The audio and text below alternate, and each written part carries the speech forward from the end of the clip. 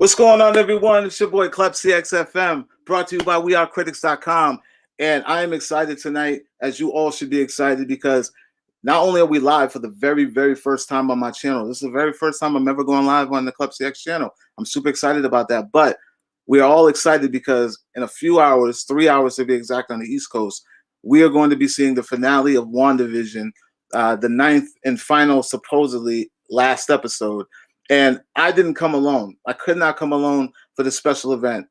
So I brought a few friends of mine, somewhat family members who have helped me grow in this world of geekdom and fandom, and I'm super excited to bring them here. We're going to be talking about speculations, things we loved, things we hated, about episodes 1 through 8, things we wanted to happen, things that didn't happen that we think should have happened. And not only that, we're going to be giving one lucky person, someone special, someone well-deserving, a 1-year free subscription to Disney Plus. So what that means is that whether you're a fan of Star Wars, of princesses, cartoons, and Marvel like myself, you will never miss it for the entire 1 year that we're giving away, because it's on us, guys. So without further ado, I'm going to say that thing that I say before we get started. It's time to talk about WandaVision season finale. Let's go.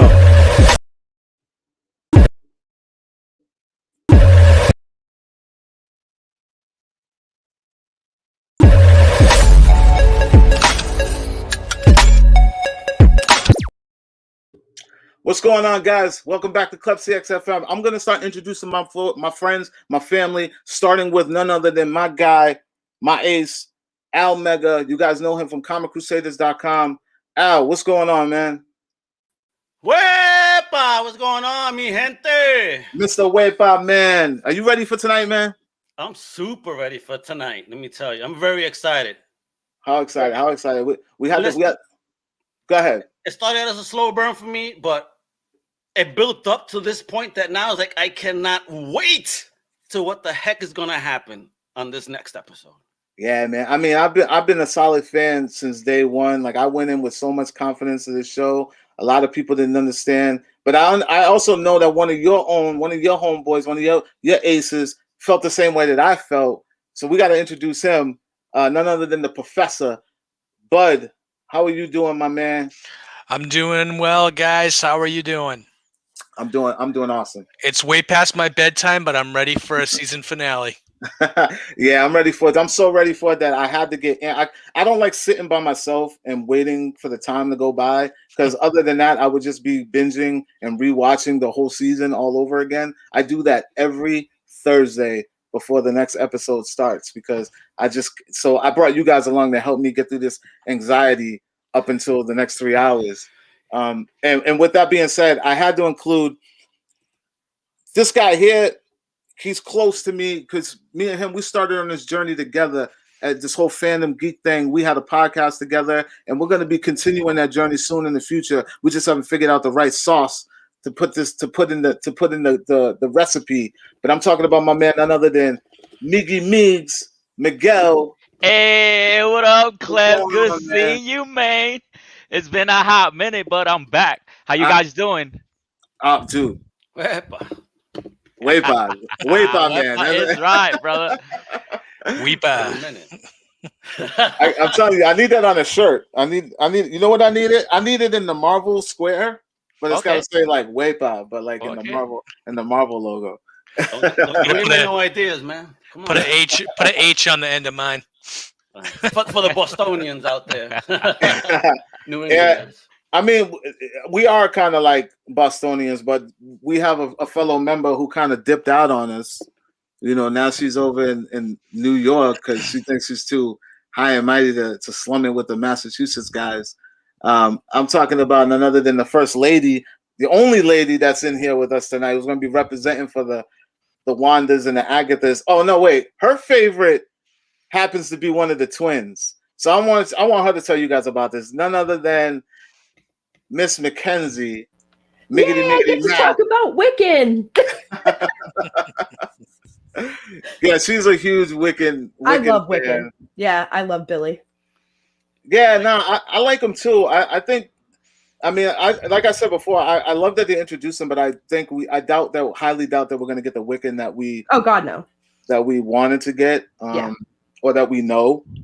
But without further ado, I got to introduce one more person before we get started. And this kid, this is my guy, man. Me and him, he's my go-to guy when it's time to dig deep and dive for comic books. Like me and him, we journey across the whole state. We'll drive anywhere just to get the good finds. And he's also a dope custom toy maker. You guys probably see me shout him out. He shouts me out. He goes by Mayhem Maddness. So I want to introduce him. And hopefully he's showing the world his face because he likes to come in with this mask. But we'll see what he's doing tonight. What's going on, my man? What's going on, man? Mayhem Maddness in the building. How's everyone doing? We're doing all right, good. brother. We're excited. We're ready for this finale. Yeah, I'm more than ready for this finale, man. I'm excited. We got the whole gang here. We're going to be talking about all things WandaVision, MCU. Al, without further ado, what I want to do, I want to talk about one thing. I want to get the elephant in the room addressed before we get any further into this thing. So could you throw that up for me real quick? Which one? Throw the tweet up. I want to know if any of you guys have seen this tweet.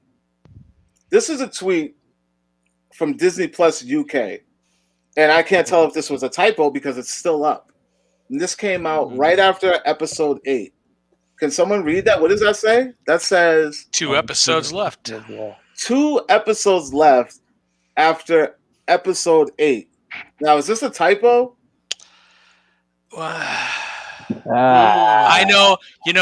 I've heard rumors of a hidden 10th episode, but I can't confirm anything. Huh?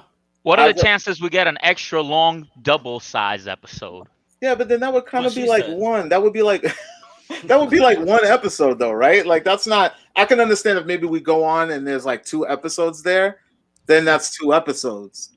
But if it's one long episode, that's just one long episode, right? Yeah, but knowing them, they'll do the please stand by thing like at 30 minutes, and then you'll get another episode right after. Yeah, I will lose my shit if I see one more please stand by screen. It's so bad. I'll wear a diaper.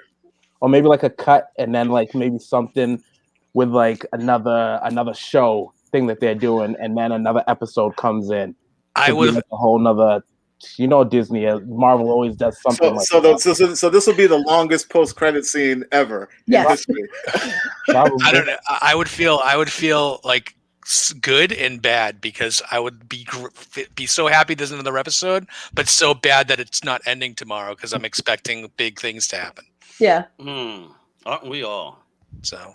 Oh man, they did that trailer a little bit ago saying that this was the what was it? It was Darcy and Wong did that trailer saying this was the last episode, so don't spoil it. But I think who knows? Yeah, I mean, I've learned to not expect the expected with WandaVision, period. And right now, Marvel is just like they're in a zone where they could literally give us anything, and like we think we know, but we have no idea. You know what I mean? It's like that MTV The Diary. You know what I mean? We think we know, but we have no idea. I don't know, but then there was like a release that came out like immediately recently, like I think like a day ago. Can you throw that up real quick, Al? This came directly from the director himself, Max Sinkman. When he was asked about the 10th episode, he kind of played it cool, like, well, if it happened, who directed it? Because he knows nothing about it. So he indirectly debunked it. He didn't say that there wasn't, and then they said something where he made a joke saying. Somebody else posted, I don't know if you guys follow Brandon Davis from comicbook.com, but he said that it was probably directed by none other than who's the guy that did the Spider-Man, Sam Raimi, who's doing the Doctor Strange. Like he's an insider, so he knows things and he can be funny with people. Could have been a joke, could have been serious, could have been, we never know. But I'm gonna go with I don't think that there's a 10th episode. But so what do you guys think? For me, this is what bothers me. If you look at Max Shankman, the second answer he gives, when you start with "Gosh, I wonder who would have directed it." Yeah. I mean, come on now. Listen, if this is all about reality warping, I think that there will be a 10th episode. then? And if that's the case, it's trying to break into the fourth, through the fourth wall, kind of breaking our reality, if you will, because we're anticipating an end when maybe there isn't. I think so. I know that if you look at the Disney Plus schedule, I know there's a 2-week break. I know we have the episode tomorrow, but then next week they have booked the making of WandaVision. That could easily be a 10th episode, just holding the spot. But that's normally a 0 episode, though. They usually they just release that crap afterwards, but it's actually set for a premiere next week, and then we get Falcon and Winter Soldier the week after that. So. Yeah, we all can't wait for that one. I'm super excited for that. Like I feel like that show's going to exceed expectations as well. Like a lot of people are kind of crapping on it. They don't think it's going to be good, but it is going to be action packed. That we can be certain about. But yeah, I don't know. But back to WandaVision. So, do we agree? Let's go down the road. Yes, 10. No 10. I think no 10. No 10. I think there's a 10th episode. 10th episode. Nick. Oh, my bad. Mayhem Maddness. I'm pleading the fifth. I have no idea. This is Marvel. They said from the beginning that this is going to be stuff that we haven't seen before. So I'm putting it in there. I'm waiting and seeing. No comment. Oh man, so you can't play both sides though, man. You can't play both sides. We got to know in your heart, yes or no, 10 or no. No. No 10. Okay. No. Mackenzie. I want to say no, but I think the making of episode is going to be some fourth wall breaking shit. So that's what I'm hoping for anyway. So yes. Like Wanda creates the 10th episode? Yes, absolutely. No, how about the making of is the actual 10th episode? Yeah, like something like that. I think that's very likely. It's very possible. That is some wild shit to even wrap around my head right now. I know. Migs, yes or no? I honestly don't think it's gonna happen, but I really, really want it bad. I want a 10th episode. See, it's been a fun ride. I want the torture to be. I want it to be over, man. I can't deal with any more standbys. I can't deal with not knowing. They said in multiple interviews that there was going to be a satisfying ending, and I hope they meant that in a sense that this is going to be a very long episode. I'll take that over me having to watch another episode. I just want it to conclude. I heard it's only slightly longer than the others. It's like 50 minutes. It's not. Yeah. But that's 50 minutes if you count the opening credits, the cold open, right. Because last week's was what 45, 40 something. It was like 40. Like an 8-minute please stand by.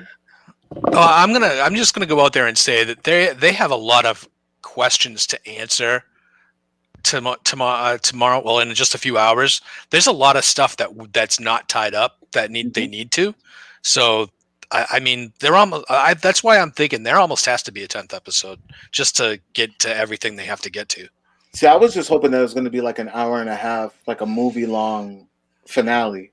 I would have been okay with that. I would have been great. Especially if you bring in Al Pacino as Mephisto, Oh man. So I mean, all right. So what did we say? We said 2 no, 3 no. Well, I'm with the yes, so you know that. Yeah. The Crusaders are yay. So two yes. I think 2 yes, 4 no's. So I'm gonna say I really honestly think there won't be. I think we're just gonna get a really meaty pause last episode, and it's gonna end like that. But we will see. But let's talk about all the things that we actually took from this thing that could possibly lead into a 10th episode. Let's start with Al. Can you throw up the very first topic of WandaVision? The very first topic of WandaVision. Number one, episode 1.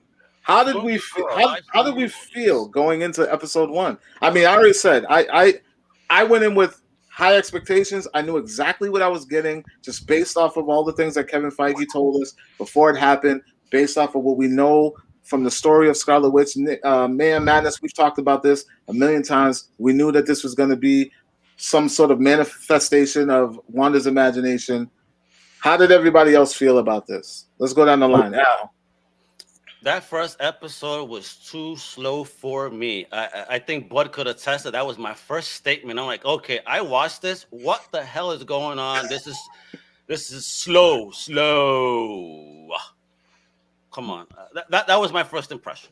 Wow. But so if you remember, we got 2 episodes on the first night, right? So we were able to watch 2 episodes. I love them. I'm just like you, Klep. I knew exactly what I was getting into, and I was on board day one. I had to make the mistake of actually watching it with other people that were Fringe fans. Mhm. And that was the downfall, because like my wife, very tolerant, and she watches all this stuff with me, but she was bored watching the first 2 episodes, and I had to explain too much. I had to explain, hey, this is just a slow burn to, like, by the time we get to the episode 3, and I was right. By the time we get to episode 3, you're on board. And episode 4 was insane, right? So, the first 2 episodes, it was really slow, and I think a lot of Fringe fans didn't really know what they were trying to do. So. Mayhem. Where were you at this whole thing? Because you and I, we converse about this probably more than everybody else here. Like, we're like minutes into, like seconds into it, right after it, all week coming to the next episode. So, were you hip or were you just thrown off? It's completely thrown off. Wow. Completely thrown off. I didn't like. I was even contemplating about not watching it after that first episode. I was gonna wait.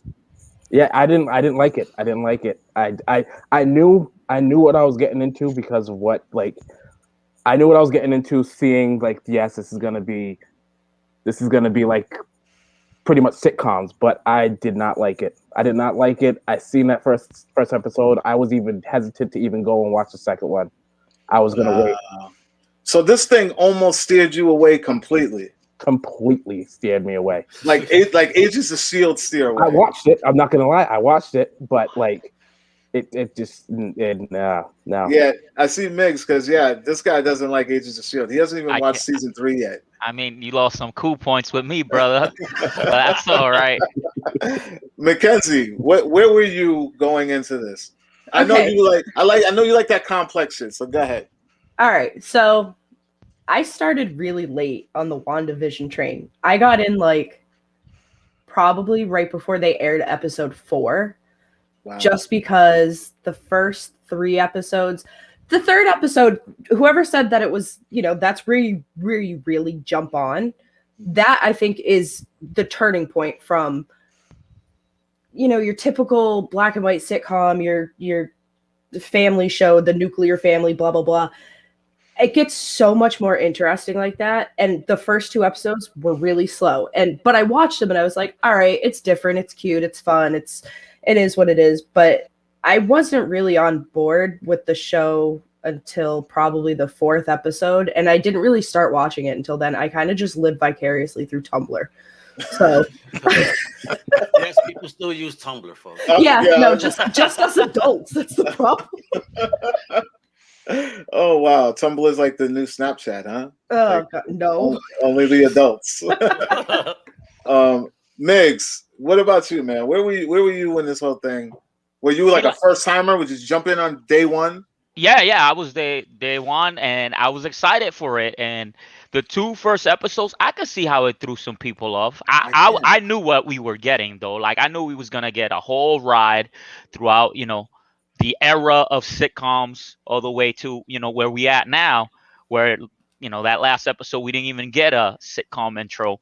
But I had friends that they're not as diehard as the people in chat, that they came up to me. They're like, hey man, is this whole thing planned to be in black and white? And I'm like, nah man, you gotta chill and hang on there. It's gonna get good, I promise. But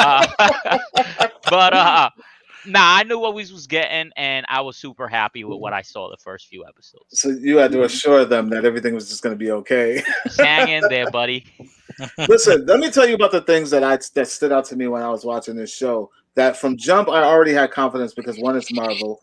The only thing they ever steered me wrong with were things that kind of weren't involved with the MCU. Like, Inhumans, horrible. And that honestly was probably, I mean, other than Iron Fist, but even Iron Fist still had a little bit of something that, you know, the shows like Inhumans didn't have. So just knowing that Kevin Feige was behind this, I already had the confidence that there was no way he was going to let this fail off of a Disney Plus TV series. So that I had in mind. But then going in and looking at the style of how they pulled this off, remembering how those shows used to run and how they used to play, because I grew up on a lot of those shows. Yep. So I was impressed just off of how well they pulled it off. So I began to watch it for that and that only. Like I didn't watch it with any expectations that, oh, we're going to see superhero stuff. We're going to see any cameos. I was watching it for small Easter eggs because they always hit us with Easter eggs and just the way they pulled it off, you know. And I believe that was the episode when we got the weird thing with the hearts. Right when was that episode? The very first one. Yeah, when they had dinner and they're doing a repeat. Stop it! That kind of got me excited because I was like, okay, there is something going on. But I knew we would get there, and that was the turning point for me where I was like, we've gotten there. A lot of people say episode 3, but for me, it was that moment in that episode that I was like, yes, something's not right. This thing is going to get weirder. So, I mean, any final thoughts about? Go ahead. What's up? So, you remember at the end of the episode, what I didn't like here was at the end of, I think, was it the first one where the helicopter came over and I think that was the second. That was episode. Was the first one the guy coming out of the sewer? Okay, so that was the first one. When that ended, it made me curious, but then I was like, all right, so this is the first episode, so I know they're gonna prolong it all the way to episode. So that also got me kind of mad too, because I'm like, I know they're not gonna give us anything until we get around episode 6 or 7. So I'm like, maybe that could have been more of the reason why I didn't like it going into it, because I'm like, I know we have a longer ride to go. So I'm just thinking maybe that may have been some of the reason why I didn't really like episode 1, except for just the whole sitcom. And so it just sounds like a lot of people were just expecting a little bit more. Yeah, they were waiting for more. Less of a slow burn. There was a couple of hints in there, you know, a couple of things like you mentioned that beekeeper. You know, if you really look at the beekeeper, I think Bud could attest to that. That's the old school AIM uniform. Yep. That used to toy in the comics. You know what I'm saying? You're like, that didn't pan out to anything. That was just kind of a little throwaway kind of red herring thing. But yeah, you're right. As soon as I saw the beekeeper, I was like, AIM? Yeah. Yeah, but there's something more about AIM that we'll get into later on too, because I don't know. There's something about that particular group, I think, as well, that may be involved, you know, with everything going on. Because of course, Sword going to need an enemy. I think AIM will probably be the best. Well, they can't keep drumming out Hydra, so exactly. Yeah. Although there's stuff there of that too. I'm over the Hydra thing. And I mean, just like they got rid of S.H.I.E.L.D., I mean, they brought in Sword. I don't think we're going to see those iterations of Authority anymore in the MCU. Maybe callbacks, but we're definitely not going to get those strong presence like we did before, like in the first phases. But yeah, I mean, I thought episode 1, just to wrap this up, I thought it was the perfect burn. I know a lot of people were expecting a little bit more out of the characters, and we got people in the comments that are saying, like, straight up, like they like the black and white episodes, like the whole Nick at Night vibe. I thought it worked well for the story because of it was just something about the expectation that I had. We already knew we were going to get different eras throughout television, and I thought that was kind of cool that they started there. So I mean, episode 1, slow burn. I mean, overall consensus, I think people think it was a slow burn. Yes. So I mean, I'm not going to say that what I thought beats what you guys think. I think most people feel that way for the most part. So I can't really argue it. I could see how that could be. And let's not forget the wine bottle that you guys met. You know, you guys mentioned the dinner with the hearts and that wine bottle. The nod to House of M, right? Yeah, the Maison de Mépris, which with the M on the neck, which means House of Contempt. And, you know, she had contempt for who? They created House of M. All right, awesome. Yeah. So while it was a slow burn, going back, you could find at least some cool stuff that go back to comics, like the calendar as well. The date, the 23rd, and it was August 238. That's actually Avengers 238 Vision reactivated storyline. Ooh, good one. Look at that. You see Avengers that? 238, man. write this down. Hit your comic Yeah, shops. that's a big that's a big Vision storyline, but I don't think anything in that storyline pertained to anything and that happened in the show. But, No, I think it's just the a callback. reactivation, though. Just just the storyline in reactivation. We have Vision there. Okay, something's going on. Okay, so before we get into episode 2, right?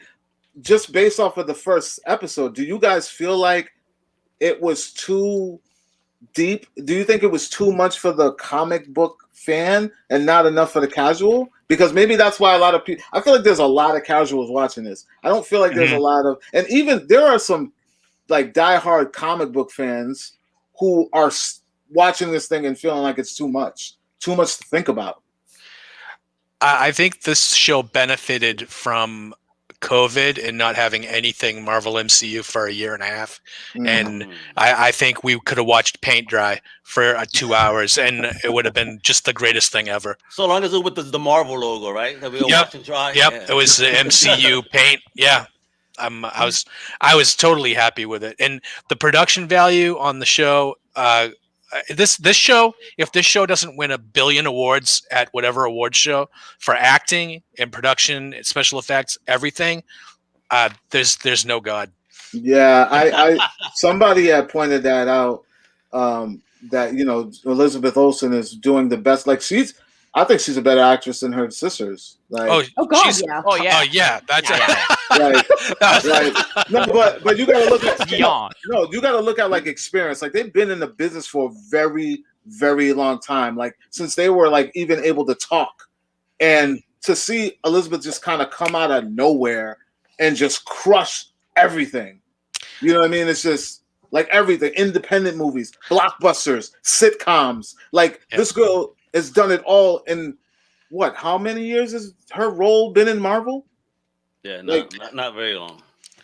I think Paul Bettany's awesome too. The both of them. They're just a revelation. Yep. I hats off to them. There's no way that movies like what's that Andy Samberg movie that just came out? It got some awards. I think it got Palm Spring. Yeah, they got like an Emmy or a Golden Globe. So there's no way things like that are getting it, and this show doesn't get, an Emmy or a Golden Globe or something. Just even off of set design, costume, cinematography. Like, forget about the acting, forget about the characters. The way they filmed the first 2 episodes in front of a live studio audience. Yeah, to keep that feel. And it gave you that feel, like you watch it and it's I Love Lucy all day, Dick Van Dyke all day, like it feels like it. And they even use a single camera. They didn't start transitioning into the way modern day television was shot until they got to those modern time eras.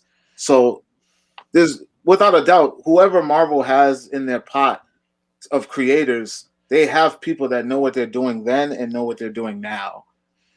So there's no way that if this thing doesn't win awards, we riot. You hear it. You hear it first. It's gonna be between this and Mandalorian, at least until we get Cap and Falcon out, and then maybe we'll throw that one up there too.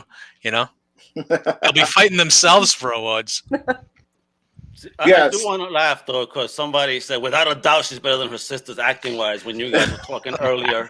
Shout out to 45. And a fellow Crusader agrees with Klep as well about the dinner. Yeah. I feel like that was a turning point. Like a lot of people were waiting for something more, but I think that was a legit turning point for me where I was like, yo, something's not right. Like what's going on? Yeah. But let's jump into the next episode. This is, a week later, everybody that damn standby message comes up. It ends on a note. Wanda says no, and everything kind of goes back to, normal. And we get this new episode that's very much Bewitched. The first episode was Dick Van Dyke. This one was very much Bewitched, which was another sitcom that I Dream of Jeannie. Like I grew up on that stuff. My dad used to watch it all the time. Very familiar with the format, and I thought they nailed it like to a T.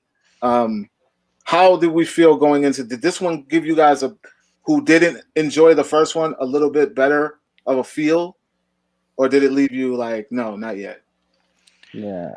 Slow burn now. Yeah. Listen, I'm just glad that these were back to back because I wouldn't be happy if this was 2 weeks in a row. Exactly. I agree. Yes. I agree. I agree with that, but it was still slow for me. That I complained to my wife at that point in time, like, damn, I mean, I love Marvel and all, but this is driving me nuts right here. But I think, like I said before, we've gone a year and a half without anything MCU, and we got these 2 episodes. I was just like, I want more. I want more now, and that was my issue. And I did think it was a slow burn, even though I was 100% on board. I wanted more. I wanted more from it. But now, if I go back and I watch them now, and it's just like it's perfect. Perfect. I mean, it was perfect for me from jump. I don't know, Mayhem. What do you think, man? Were you hooked yet? It was yes and no. Yes, because it was Marvel, and like you said, I wanted anything Marvel. I really didn't care, but no, because it still didn't. It just didn't pull me in yet. It kept on doing the same thing at the end of the show, showing a little something, but not giving you what you want, and then being like, oh, I gotta wait until Friday again. So it was not yet. It was still. I was still. I'm trying to. Did we mix the endings up? Because I feel like the second episode was the ending when she got pregnant, right? Which Second that's episode 3, isn't it? Was that 3? No, we got the endings mixed up with the Beekeeper. But Beekeeper was actually 2. Yeah, they were both. That was the difference there. Okay. Yeah. So I'm still feeling the same way. Same way about. So we did get a little bit more. We got a little bit more because episode 1 ended with the dinner, and this one ended with the beekeeper. With AIM, yeah. I feel like we got a little bit more though. I was a little. I had questions like still how like why is Monica here? Out of like she wasn't already in. I didn't think that she was already in this place. Yeah, I had questions that I wanted to answer, but I still was on on the fence about it. So at that point, they're still setting up the questions. They're still setting up the questions. There were a lot of nods from the comic book in this as well, Al, when they were doing the magic show, and they went by the 2 names, Glamour and Illusion. Glamour and Illusion, who are actually 2 characters from the Vision and Wanda comic book series. 2 totally different characters. They were like, I think they were like robbers or something who went by that name, and they just kind of used their names in the episode as a nod. I feel like this was the most pointless episode in a sense where we got the introduction, and then this one was just kind of just another episode. That's what it felt like. But if you look at the Cabinet of Mysteries, it has the Mind Stone on it. So this is where you start getting a lot more Easter eggs too, because Agnes is going to start wearing her brooch that it's the cameo brooch. I think that's episode 2 when she starts wearing it. Okay. I don't remember if this is the episode with the Strucker watch, but that's a huge nod to Baron von Strucker. And not just Van Strucker, because if you look at the time, it was 242. That relates to Avengers 242. Vision get repaired. Story. There you go. So there are. This is for me. This was the episode where I really started looking for Easter eggs. So, but I think the Mind Stone on the Cabinet of Mystery, Cabinet of Curiosities, Cabinet of Mysteries, that was the biggest one for me. I think so. The opening for Bewitched, that cartoon opening, had a ton of Easter eggs in it. Yeah. If you watch that, and even some like they had the Grim Reaper's helmet in there for like just a second, and then the posters in the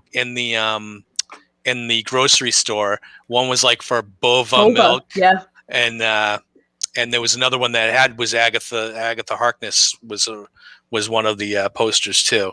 Not that it was the poster, but it was Auntie A's thing. Yeah, Yeah, right. Auntie A. Yeah. So Auntie right there, Agnes. we had the hint and bypass many people. well, we got that same hint again too. In the actual next episode, I believe. No, the episode after that. In episode 5, we got another hint of the Auntie Agnes. But yeah, no, you guys are right. I didn't even notice about that cabinet one. That's a dope one, Mackenzie, because I, for the life of me, didn't even peep that. Well, it's a hexagon, but it's an elongated hexagon, which is like the symbol for the Mind Stone. So Yeah. Look at that, man. Like, I've watched this thing so many times, and it's still Easter eggs that I'm not catching, and that drives me crazy because that's what I feel like. Did you catch the water cooler? The water cooler. That it had A57, Avengers 57. First appearance. I just got the Bova Milk one today, so yeah, the Bova Ayrshire, which was her midwife. That's kind of what it's a reference to. And then later on with the paper towels, it's Lagos, which is what was it, clean up your mess or whatever? Yes. I remember that. That mess. Yep. So like, did we get two? We got one commercial in that episode, right? That was the Strucker watch one. The watch one. There was only one. One commercial in each episode. Yeah. Well, so the toaster was what, episode 1, right? Yeah, episode 1. So the toaster had a red beeping light on it, which you don't see again until the missile later on. Mm-hmm. So it's that callback there. And what name was on that missile? It also I know.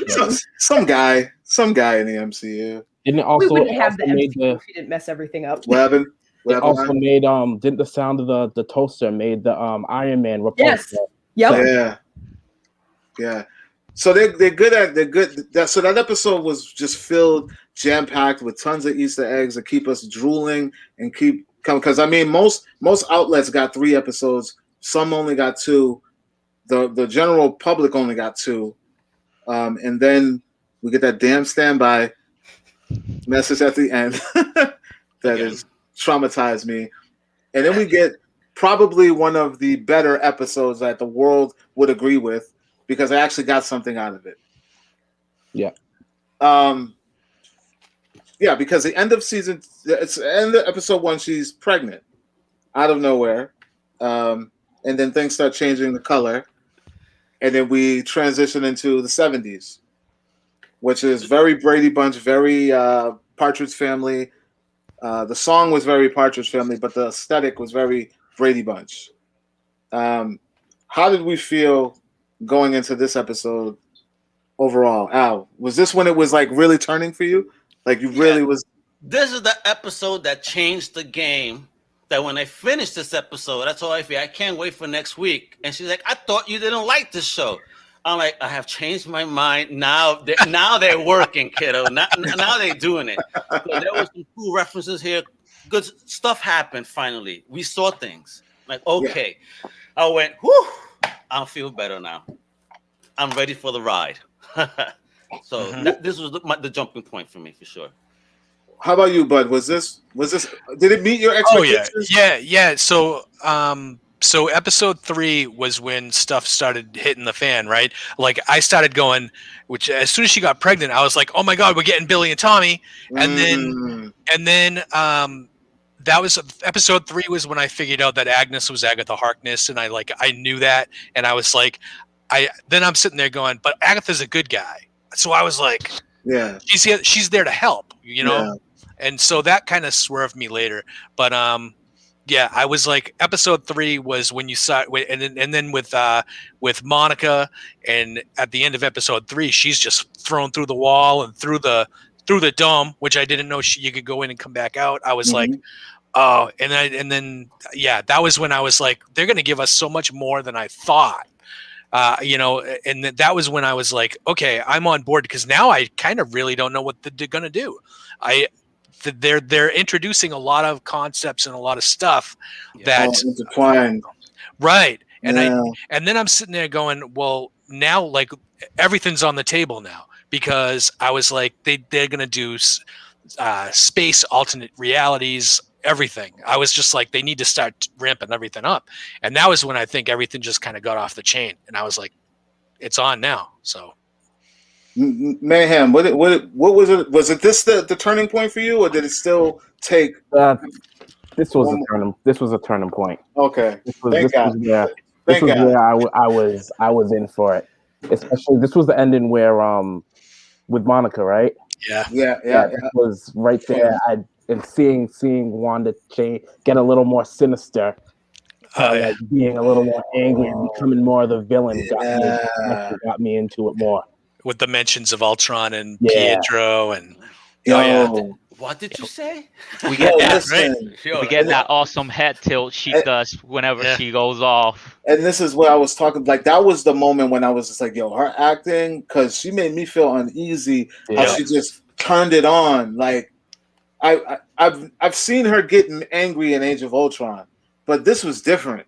This was a different kind of vibe. Like I'm like, yo, she's not playing around right now. I thought she was gonna Thanos snap like Monica, like for real. Just dust her. For real. Mackenzie, how did this one feel for you? Like, were you finally on board, or did it take another one? No, I would say I was pretty on board with this one. This was actually the first episode that I think I was finally like, all right, I need to tell people that aren't watching it to watch it. So like I had to bring my mom into it and make her, I binged the whole thing with her up to like episode 6, I think. Yeah. Because like I said, we got started a little bit late. And by the time I finally convinced her, I finally got her on. And then I think I got my friend Nicole into it at that point because it's just, it's when it really turns around. And there's some really good Easter eggs in that episode too. Earth 2800. Miggy Miggs the vampire.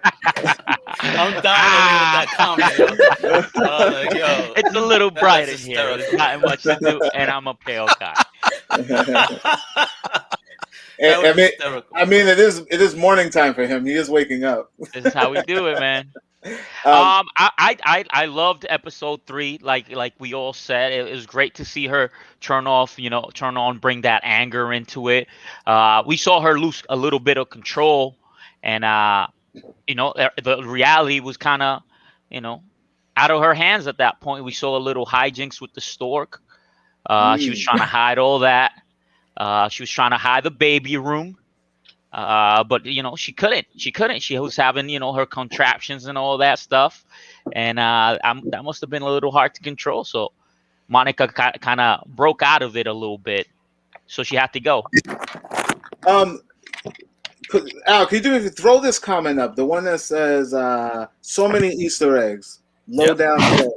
Shout out to Lowdown Show. He's a good dude. We show each other love on the YouTube channels here, but he makes a very dope point. This particular episode had so many Easter eggs in it that I took from it. From the stork. This was also the first episode where we kind of saw Wanda's powers haywiring. Like they weren't really doing what she wanted them to do. I always assumed that it had something to do with her being pregnant, of course. Like things were out of whack. She would try to change something, it would change back. She couldn't get rid of the stork. Blaming the hormones. Yeah. I mean, it was just a lot of things going wrong. But then there were also things that kind of let me know, like the whole Monica situation. Like when Mayhem says that, how did she get there? And then that was also during the time when Agatha was talking with Herb and Vision and saying that she didn't belong there. She doesn't have a home here, etc. But then if you look at what she was actually wearing, to me, I always imagined that she was wearing the pants with the fish on them, as though she was a fish out of water. So, like, these are like little things that I was picking up on, and I'm like, yo, that's got to be what that means. Like, she's not supposed to be there. So I kind of had a sense of that her character was off, like it didn't belong there, and I wanted to know more. So this, of course, just enticed me more to be like obsessed with the show. And then, Vision goes back in the house, and she's not there anymore. And of course, we get that damn standby screen. That damn. I'm gonna get a shirt with that fucking standby on it. It'll sell. I just need to embrace that because it bothers the hell out of me. Every time I see it, I get anxiety. I'm like, fuck. The last episode that we had was probably the worst standby moment. Like, out of all the episodes, I told Mayhem, I was like, yo, that's the worst episode because of where it ended. Like, it would absolutely drove me crazy because I was so into it. It felt longer than usual, and then it just ended on me. So, any final thoughts on episode 3? Because I think we all agree that 3 was like the winner so far of the best episode. Let me throw my geeky points here. Remember, I mentioned AIM before. Yep. So when they were leaving the store, Wentworth's, that's actually Deirdre Wentworth, aka Superior. She's a minister of education of AIM. What? Yes. So Wentworth is named after Deirdre Wentworth, aka Superior. See, now when I saw that, we noticed the Wentworth, but I looked at it as though it was just Wentworth's, like the store. No, and there's more to it, for sure. Oh, man. And then the mayhem that you guys were discussing in the room, remember how they freaked out and had this pose? That's the iconic pose from Scarlet Vision and Scarlet Witch #1. Oh, my God. Did you not catch that one? So when like the house was going crazy and then it started raining and everything stopped. And they had that pause moment. They were like posing. Look at Vision and Scarlet Witch #1. That's the exact same pose. And then obviously, like you said, we got introduced to Tommy and Billy, aka Wiccan and Speed, if you will, right? So this kind of, like you said, this also is laying seeds for the future because we know Kate Bishop is coming, and they mentioned Hulkling there. That Hulkling may show up there. So that means we're getting a Young Avengers down the line. Yeah. Listen, I completely think that that's where Marvel is going because I know that they have Avenger level movies coming out that don't have titles. We're either going to get the Young Avengers or the next Avengers or the New Avengers. It's one of those 3 titles. It's not going to be a regular Avengers movie with a subtitle. It's definitely going to be the Young, New, or Next. Well, I think they already tried to cast Speed. I heard something about Ross Lynch playing Speed. Well, and plus they have Stature coming up in Ant-Man with the next Ant-Man movie, right? Yeah. And they recasted her, so they got plans for her. Yeah. Yep. So I'd love a Young Avengers movie or show anything. Gonna get that. That's what we need. That's what we need. Yeah. We need that. I mean, it's time. They got Miss Marvel coming. They got Ironheart coming. Like all these shows are, they're next. So it's a no-brainer. So. Any final thoughts on this one? On 3? 3 is 3 the episode when we get a look at Baby Vision? Because I'm all about Baby Vision. Episode 4. That's 4. We're getting there right now. Vision. I need a whole show on that. We're getting there right now. Let me mention that though, because the one last thing from here is that we kind of see the reference to sword based on the necklace that Monica is wearing. And for those people that just love to buy comic books, that first appearance of the sword was in Astonishing X-Men Volume 3. All right, guys? I have that too. There you go. Of course he does. Mayhem got that too. Yeah. Mayhem got that. We made it a point to we have every key for the show pretty much. Every key. It's crazy, man. Because every week, I literally see things appear in the show 3 a.m. and I'm like, oh man, what is that? I gotta grab that, and immediately copped. Yep. So agreed.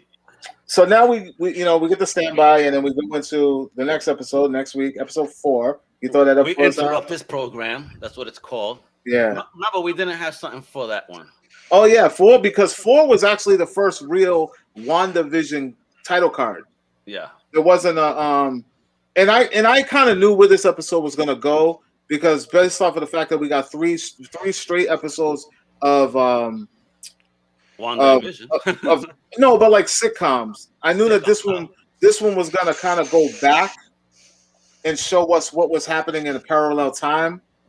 I don't know why I felt that. I was like, I know it has to. In order for the story to make sense, they got to kind of take us back to what's going on in the real world and bring us up to speed. That's just strictly storytelling. And this one starts with a huge nod to Avengers Endgame and Avengers Infinity War. Mm-hmm. How did you guys feel when you got that opening scene? Did you know what was happening, or did you immediately know that this was the snap in reverse? I knew it. Yeah, as soon as I saw it, I was like, "Oh, this is Monica's coming back." Yeah. So that was wild to see that. That was buckle your seatbelt time for episode 4. Yeah. I was like, strap in, baby. We're gonna get some answers in this one. The notorious blip they called it in the show, huh? Yeah, right. The notorious blip. Blip. Mayhem, what'd you think, man? Did you know off rip? I didn't know off rip. I knew once I seen how it opened up and I seen that people were coming back. That's when I really was there for it. That's when I was stuck to the seat. That's when it caught my attention because we were going back now and seeing stuff that happened coming, like what's leading up to this. Like, why is Monica now in the show? And that's where it really had me. That's where it was bear hugged on me. Yeah, Mackenzie, what about you? I had no idea what was going on, dude. I had no clue what was happening the first time I watched it. The second time I watched it, I was like, oh, okay, yeah, that makes sense. Like, I kind of figured it out, but it definitely, that's when it really grabs you. Yeah, I mean, that's when it gets really exciting. Your typical MCU stuff right there. Like, that's when it really gets you. What about you, Megs? Oh, no, I knew right away. I'm like, oh, we saw people getting dusted, and now they're getting undusted. I loved watching the whole, all the action going on in the hospital and all the confused people coming back. That was very exciting stuff. I want to see more of that at another time, hopefully. That moment was when I realized we're watching a movie here. That we're not watching a TV show. Yeah. This is movie production stuff. So. And heartbreaking too. At the same time, that stuff that happened, Monica, she just pops up and what's going on here with my mom. Sorry. I'm not gonna lie. It took the second time I watched it because, like I said, I normally watch it once and then I go back and watch it again. I didn't know what was going on in the beginning. At first, I was like, "Is this Wanda stuff?" Like I wasn't clear. But then when I rewatched it and then I listened to the conversation, because it's hard to watch the show without paying attention to the story and trying to find Easter eggs at the same time. So when I figured out what it was, I immediately fell in love with this episode. I was like, yo, this is the moment that we've all been waiting for it to connect to the movies, which I didn't expect. I thought this was just going to be, what's next. At no point did I believe that they were going to completely tie it in to we should have thought that. Like, they're going to tie it into the entire universe. But they gave you so much with just that little bit of that intro. Like, we got a time frame. We know when this takes place. We know that it happens weeks after Endgame and months before Spider-Man: Far From Home. Mm-hmm.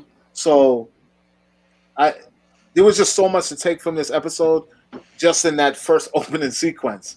And then we get an introduction of Hayward, who's the director of S.W.O.R.D. We get to see the actual S.W.O.R.D. base. We get Hayward, though. Do you know that particular Hayward here, Tyler? Mm-hmm. Hayward has a have a possible tie-in with the Marvel's Agents of S.H.I.E.L.D. because there was a person there called Brian Hayward. Yeah. A soldier created by the Centipede Project run by Hydra. And as you know, we've gotten hints of Hydra in here as well. So there's a possible connection there. I don't want to see Hydra no more, man. But we do get to see finally Jimmy Woo, fans of Agents of Atlas. Yeah, Jimmy man. Woo. First appearance, Yellow Claw #1. Good luck. That's from 1956. Do you have that, Klep? No, but I have the first appearance of Jimmy Woo with the Agents of Atlas. And I have the first team appearance of Agents of Atlas. Oh, there you go. Yeah. You're missing one more. Yeah, there's no way I'm getting that. There's no way I'm getting that. That book is like $3,000. and we're forgetting one of the two cool things happen here, too. We get the number 57 again, referencing Vision's first appearance. Mm-hmm. But we got another MCU tie-in. Oh, yeah, Darcy. Man, the Darcy Lewis. Whew, Kat Dennings, God damn. Lips Mangless. Yes. She showed up, boy. I was like, wow. Thor tied in this mother. So, I'm going to ask you, Mackenzie, were you excited about Darcy at all? Did you I didn't care. You didn't care about Darcy, huh? I like Darcy, but I don't think she's like the best thing about the Thor universe, so I don't care. Really? Yeah. I just like Darcy. I like her as a character, and I love Kat Dennings. Every woman on this planet loves Kat Dennings. But she's fine. I just don't think she's the best character from Thor.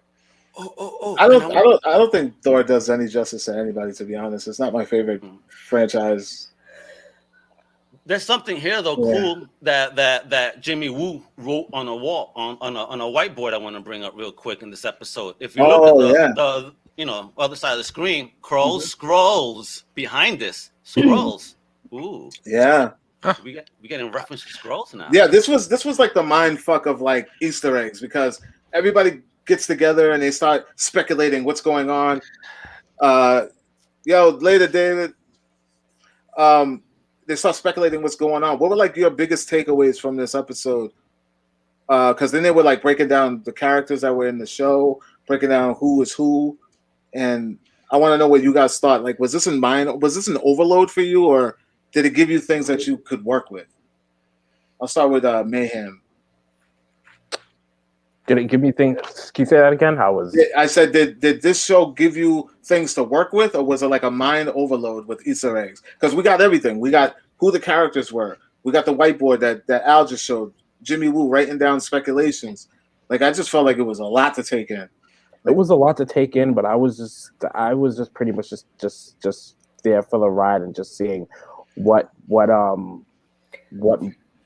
Monica's role in this whole thing was. That's just still what we're on, right? Where Monica was telling Monica's story. I wanted to see more of what she was, because it was seeing her from Captain Marvel being little, and then now seeing her, we got her as a full-grown adult. I just wanted to see where we were, where did we get to up to here now, which they still didn't. They didn't give much more of the backstory, but I just wanted to know, like, how was she all of a sudden being able to be so close with Sword? Like, how was she just being able to walk right into there? How was she being like? I didn't understand what was going on with her. Yeah, I don't know, Dave. What about? I'm sorry, Baba. What do you think? But I'm not saying everybody's name. So this episode was where, well, obviously we get to meet a bunch of new characters and kind of figure out where they fit, right? Jimmy Woo is obviously us, right? He's asking all the questions that we were, right? Mm-hmm. And then Darcy was the answer machine, right? I was like, okay, all the answers that we get from the show are going to come from Darcy. She's going to be the one that's going to figure everything out and explain it to us. Mm-hmm. And Woo is going to be the one that she tells. So that's pretty much, I was like, okay, so we're Woo.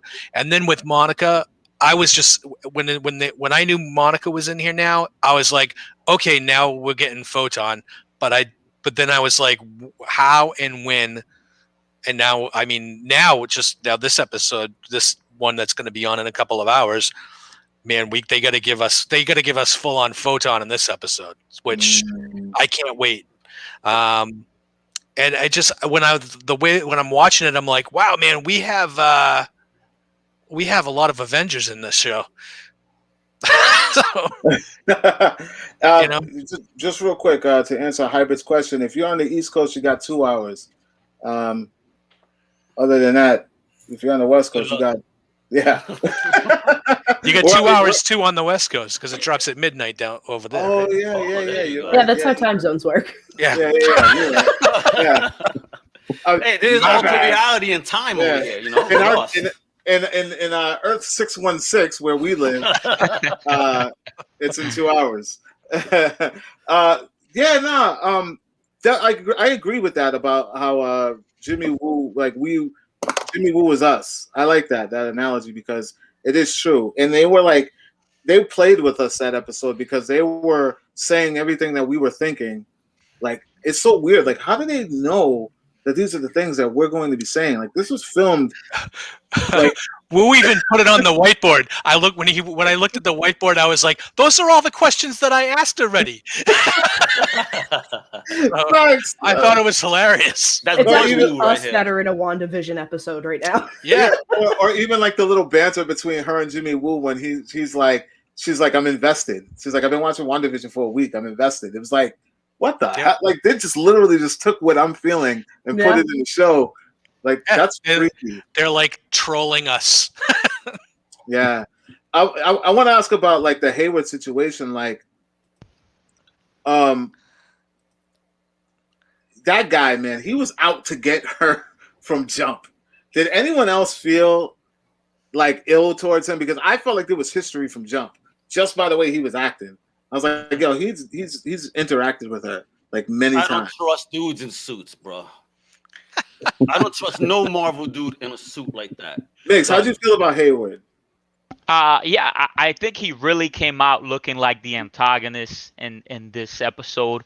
I think there's more to be revealed about him, and I think we're gonna get it in this last episode. I'm really hoping that it's a lot more than just like you said, a guy in a suit that has got the trauma from being left behind. I kind of want him to be someone more. Fingers crossed, because it feels like he's been leading people down the road of thinking that Wanda's the main villain, although she might even turn out to be the one at the end. I think he's a Skrull. I think he's a dick. That's a good show. Yeah.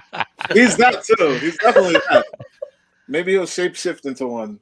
Could you imagine? Yeah, no, I don't know. I kind of have a feeling that he's a Skrull, which will kind of set up Secret Invasion.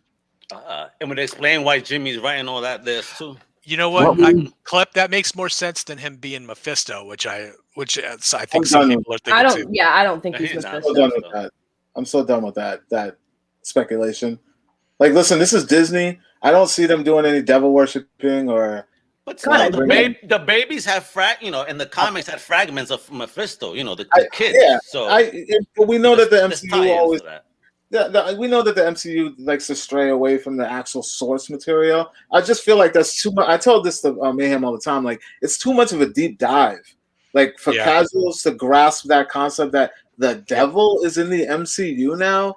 Like, we just got used to magical gods and and magic and witches. You got gods, you got to have hell. Yeah, I mean, but in that world, like Thor's world, the devils would be like Loki. Or like, no, the devil is hell. It's hell in hell. That's literally how it works. Hela and what was the other? The fire dude. What the hell is Surtur. Surtur. Yeah. I don't think that we will ever get like a iteration of like the actual devil Mephisto in this. Well, go ahead, man. What? I think that actually Hayward is working for Hydra. I think that still there's some remnants of Hydra behind, I think that he's secretly somewhere in there, like he's their puppet. I feel like he's trying to build up Hydra right now, and I feel like that's what he's trying to do with this maybe infiltrated sword, using sword as another infiltration, just like they did with Shield, and I feel like that's what he's doing. Which is more believable than Mephisto. Yeah. Completely. Like, I would hate that, but it's more feasible because Marvel loves to go back and forth with Shield and Hydra like all the time. Like, I feel like if we're gonna get anything Mephisto, it's gonna be we have to dig more deeper into it. We have to dig more deeper into Agatha, and then maybe not even a Nightmare, but from Nightmare we'll get maybe a Mephisto. I think that everything that the MCU does builds on the next thing. So whatever Hayward is in relation to is going to set up the next thing, whether or not it's in Falcon and Winter Soldier, probably, right? Because that's where those kind of organizations hide out, or in a future TV show like Hawkeye, probably one of those shows. Loki. Could be in Loki too. Yeah. Yep. Yeah. I don't think that any of those shows are going to really tie into this. Maybe Loki, but I don't think Falcon and Winter Soldier will. I feel like this is going to be the overall setup of what everything is going to do, but I don't think that those shows are going to, like, especially Falcon and Winter Soldier, they're going to give us a brain break. They're not going to, like, beat us over the head with the type of shit they've been giving us for the last month. We're going to be able to watch some stupid action and some buddy cop humor and there'll be some Easter eggs here and there, but they're not going to squeeze our brains like they did this time along. No, this was like a psychological so thriller show. Like, so psychological. Like, I'm burnt out. Like, I want this to end. I want this finale to be great and over with. I do not want to go another week. And I think they knew that. I think they. Episode 10. It's going to be worse than episode 10 is the to be continued in Doctor Strange 2. That's what's going to be the worst. Yep. Mm. So go ahead. Who's saying? I was gonna just saying about the I don't know if anybody even said it yet, but about if anybody noticed that every commercial that they did in the show was the same two people the whole time. Every person, it was the same two people. Yeah. Did anybody else think it was her parents up until the episode where you see her parents? I didn't think of that. I heard that rumor, but I left it open to interpretation. I wanted to see for myself. Yeah. I heard that rumor, which wouldn't have been a bad thing. Well, no, and I mean it would have made sense, that her brain would have just automatically put her parents in those situations. That's a missed opportunity. I think they should have did that. Oh, big time. But then when I saw her parents weren't actually the people in the commercials, I was like, oh, that's kind of disappointing, but also, all right. Yeah, I wonder why they didn't do that. That's a totally missed opportunity. That's one of the things they haven't really gone out of their way to explain yet is the commercials. I think they're just using them as callbacks to different things. What was the commercial in this one? Was this the Lagos one? No. This was Hydra Soak, wasn't it? Yeah, Hydra Soak. Hydra Soak, yeah. Yeah. That was one that we really wouldn't remember that one. Because right after this one, we go right into episode 5. And that's the 90s, right? Yeah, so that's the Lagos one. Yeah, with the family ties. We get Baby Vision. Family ties. My we guy. got family ties. We got Full House. What else did we get in there? Was that it? I know we got a little bit of. What's that other one with Michael J. Fox? That's Family Ties. That's Family Ties. Yeah. I thought it had some elements of Growing Pains too in there too. Yeah. There you go. Oh, and a little bit. Her outfit was very reminiscent of Roseanne, the daughter. Yeah. Because she had the flannel thing going on. Yeah. This was probably one of my favorite episodes. Not only because I love that intro, that song just felt so Family Ties. Took me right back to that era. But it was newer sitcom. Yeah. The pace. I loved it. I loved the banter back and forth. They did the cold open thing too, where we got a little bit of the show and then the intro started. Which I felt like really, really connected to. This is when I was kind of figuring that Agnes was really going to be Agatha. Mm-hmm. She dropped the nod when she came in to offer to babysit the kids, and she was like, "Auntie Agnes is here." Mm-hmm. She said that, and I was like, "Ooh, nice little nod to Auntie Agatha." What did you guys think of this episode? Going into it, were you still into it? We still because it went back to the sitcom mode. A lot of people didn't want the sitcom mode, but this one they brought us back.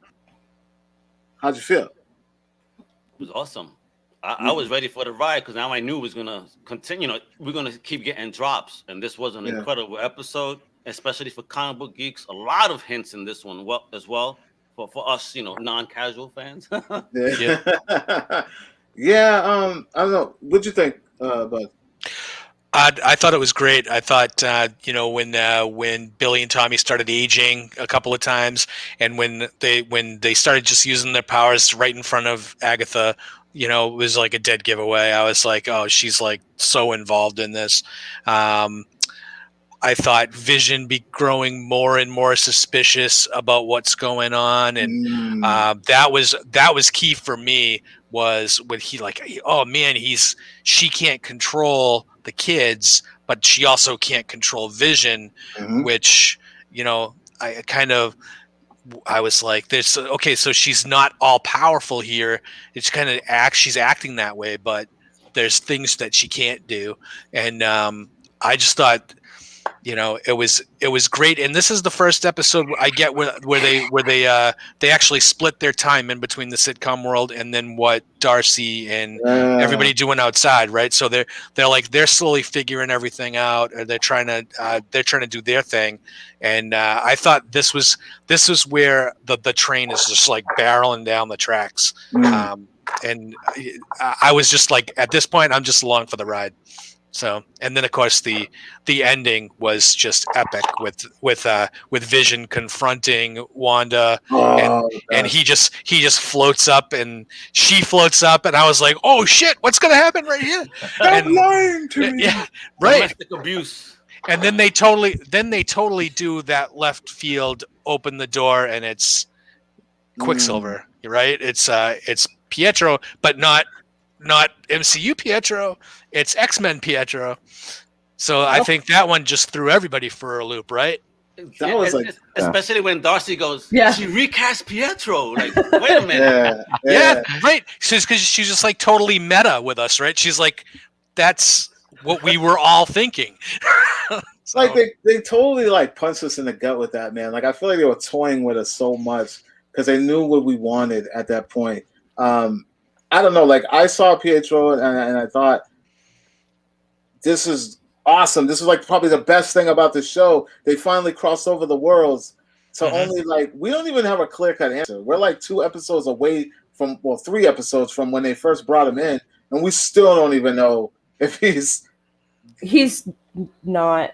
I mean, yeah, we can easily assume that, but we No, really he's like a golem for Agatha. That's the thing. He's like her spy. See, Yeah. that's what she said. No, I actually believe that. That's an easy answer. Like I believe the same thing, but we never got a clear-cut answer. Yeah. Yep. You know, like, and I hate that. And well, I think I don't know if I should just reserve what I think is going to happen until the end. But as far as what we're getting with the Nexus of All Realities, which I think that's one of the commercials, actually, not this episode, but maybe the next episode. But that is bringing all these worlds together. So we're gonna get. I mean, we're gonna get the mutants. We're gonna get X-Men. Yep. This is the original. And I don't care what Agatha said about, he's just a shell, right? That's Evan Peters. That's Quicksilver. That's the X-Men. That's him. Yeah. There's a reason they cast him. So, yeah. And we know it's coming. We know we're getting X-Men eventually. This is just the beginning of it. So you gotta. I mean to cut you off, but you got to look at it from a business standpoint too, which sucks. I know we're lost in this world of storytelling, but it's like, Marvel's not going to cut the check to play with us. Yeah, and Evan Peters is a force outside of the MCU, outside of the Fox universe. He's got a franchise already up and running. The Horror Story. What else was he in? He was in something else. He was also in.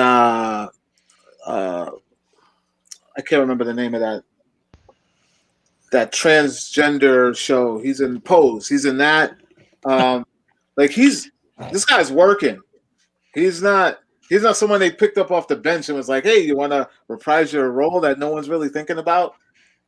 So I feel like if they brought him in, like Bud said, it's for a reason. Like they're not cutting that check just to have fun. Oh, hell no. So I don't know. What do you think, Migs? I totally agree with you. They definitely have a master plan behind, in Marvel's headquarters about what they want to do with him. I know that in one of the post-credit scenes, we saw a little bit more of him. But like Mackenzie said earlier, I think he's just a golem. He's just a poor dude that's under control by Agatha. So I'm super excited to see him, though. I think he's doing a great job. He killed it in the next episode that we see him. Oh yeah, episode 6 crushed it. What do you think, ma'am? Do you even think he's Pietro at all? No, yes. I think he's Pietro. I don't think that he's a golem. I think that you got to listen to what Agatha was saying. She was saying that. She said, even when she was talking about Pietro, she said, only his eyes and ears. So I think he's just another person, just like the people that are in Westview that she can maybe he is brought over from the X-Men users, but she said she's using him, but only his eyes and ears. When in the other episode, when he was talking, when Vision was talking to the guy outside asking her what was going on, I still think that people are just she's using them as spies, but I think that is him from a different universe. She can also, as Wanda's using people and making them do stuff, I think that she can basically spy in on that. And I think that is Evan Peters. I think he is Quicksilver from the Fox universe in which we got him. I think that he's there. I don't think that he's just gonna be there and then once this is over, it's gonna snap. He's gonna be gone. No, I think that this is the beginning of like you said, bringing X-Men and other mutants to it. See, I'm too. Like, I was thinking all of that stuff around this time when this episode happened, but now I'm more reserved about it. I don't honestly I think that the X-Men are going to come. I just think that we're not going to get any of that stuff now. I feel like there's going to be a conclusion to the story in some way that's going to lead into Spider-Man and Doctor Strange, and that'll be it. There may be little hints here and there, but I would bet a lot of money right now that we're not going to get any indication of any solid X-Men characters just yet. I'll take you up on that bet. Just yet. I just don't see it coming. I say we'll get simple little nods, but I will be floored, shocked if I see an appearance or a confirmation that one of these people are from X-Men. You ready? He's gonna be there. He's gonna bring a mattress that way you don't hurt yourself when you faint, bro.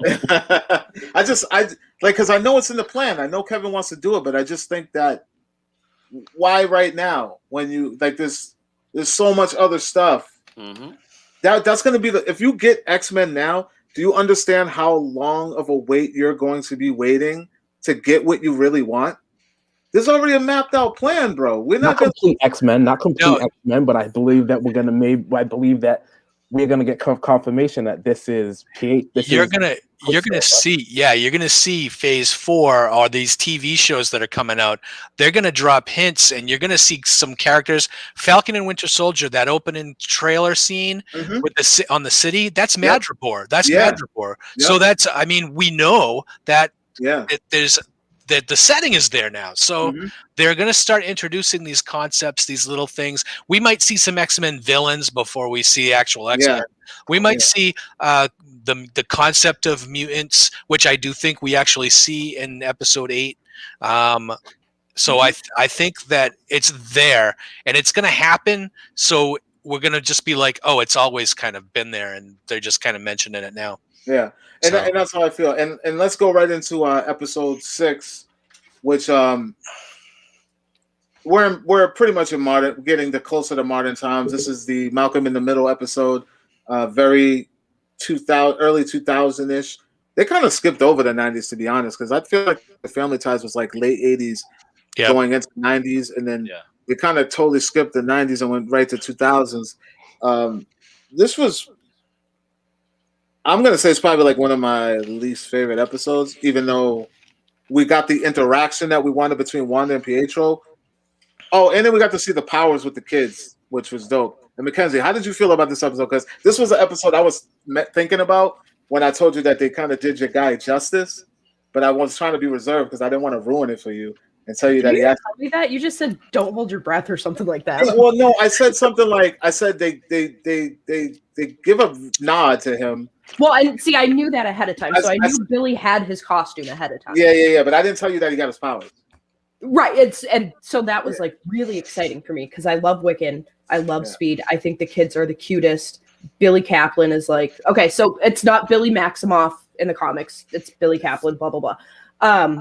I think he's like one of the greatest characters, and obviously goes on to become Demiurge. Like he's one of the strongest characters. Like he's amazing, and it's just I don't want WandaVision to end because I want to see little Billy grow up. But honestly, this is like one of my favorite episodes. I love Halloween. I love the early aughts. I like how like campy and cheesy and silly some of it was, but I like how sinister some of it was.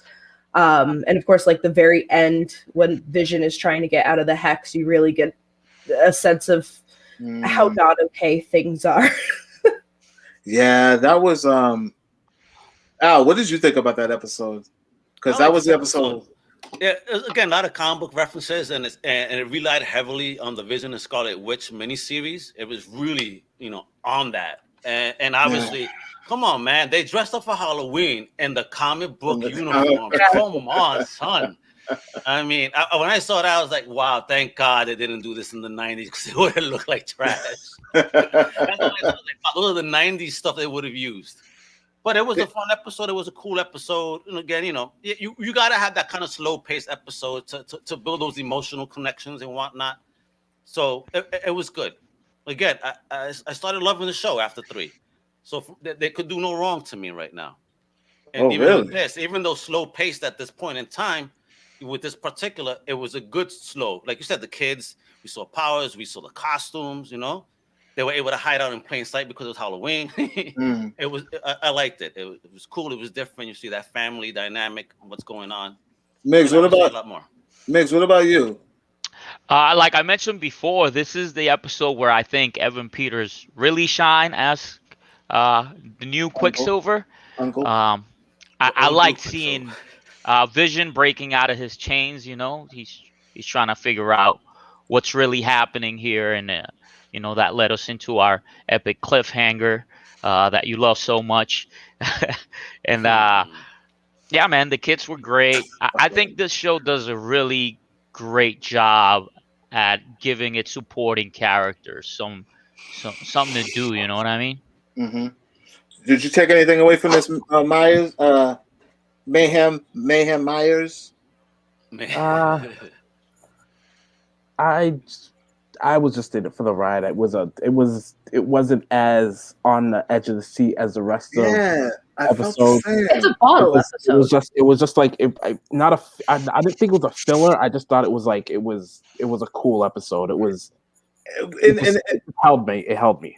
I mean, it gave us a little bit of things because we got to find out that, you know, it was just another excuse to kind of throw us off. Like, because the whole time Agnes is playing possum, you know, Evan Peters and Wanda have a moment, but you really get nothing out of it. They have a way of having dialogue that just walks in a circle. Like, they can tell you so much by telling you nothing. And you're like, well, that was a deep conversation, but they still didn't answer any of the damn questions that I had. And then they just shower in, you know, the nostalgia stuff, the comic book stuff that we love, and the powers, and to kind of just gloss over everything. And then at the end of it, it's please stand by. And you're just like, I got fucking nothing out of that episode. The only thing we liked was the fact that was the episode where Darcy got pulled in. Yep. And everybody was like, yo, what's going to happen now? What's going to happen now? And that brings us into what, episode 7?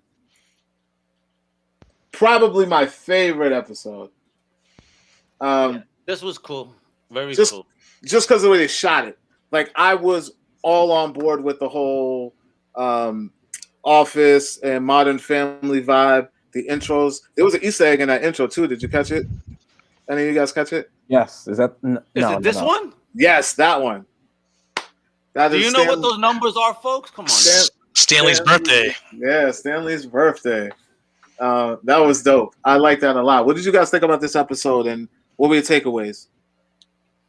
Man, I thought I was going to get Blue Marvel in this one, man. When they were talking about the engineer, they blew my mind. It was Major Goodner instead, man. People were talking Reed Richards. I was thinking Blue Marvel because he had a relationship with Monica. You know what I mean? So, like, I thought Reed Richards too. I'm not gonna lie. Oh, really? I was thinking Blue Marvel, man. I really want to see Blue Marvel. But again, that's what taught me that it was like, yo, Feige has a plan.